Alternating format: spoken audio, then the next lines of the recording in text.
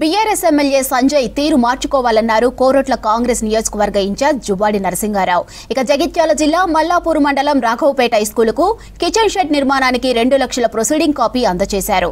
మల్లాపూర్లో 38 మంది లబ్ధిదారులకు 13,80,000 రూపాయల సీఎం రిలీఫ్ ఫండ్ చెక్కులను అందజేశారు. ఇక అధికారంలో ఉన్న ఇచ్చిన హామీలను మర్చిపోయిన బీఆర్ఎస్ ఇప్పుడు కాంగ్రెస్ పై విష ప్రచారం చేస్తుందని మండిపడ్డారు.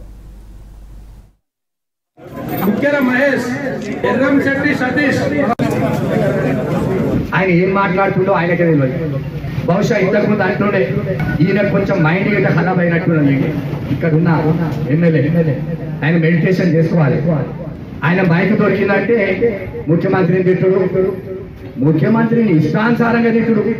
మన ఈయనకేదో పెద్ద తెలిసినట్టు వాటర్ గురించి నీళ్ళ గురించి నా అంత దేశంలో ఎవరికి తెలియదు అన్నట్టుగా ఉత్తమ్ కుమార్ రెడ్డి గారు తిట్టుడు.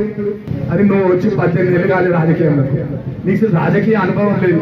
నువ్వు ఏదో ఆపరేషన్లు చేసుకొని డబ్బులు సంపాదించుకున్నట్టు నువ్వు వీడికి వచ్చినావు.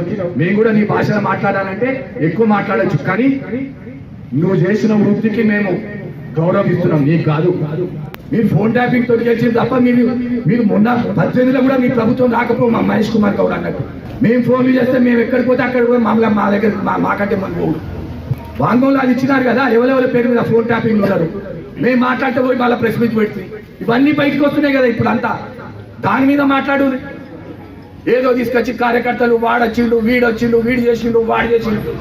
భాష అన్నది నేర్చుకోండి. ఫస్ట్ మీరు చక్కదిద్దుకోవాలి. ఇవాళ మీ పార్టీనే కవిత చెప్తా ఉన్నది, మమ్మల్ని మోసం చేసిండు. కవిత ఫోన్ కూడా ట్యాప్ చేసిండు. అంటే మీ దగ్గర మీకే నమ్మకం లేదు, మీ నీడని మీరే నమ్మతలేదు. ప్రభుత్వాన్ని తిట్టుడు కాదు, ప్రభుత్వానికి సూచనలు ఇవ్వండి. తొక్కుతాం చేస్తాం ఇదంటే ఇక్కడ తొక్కుతే ఎవడు పడటం లేడు. మేము నిజంగానే గిట్ట ఆ నిర్ణయం తీసుకుంటే ఎవరు ఉండరు.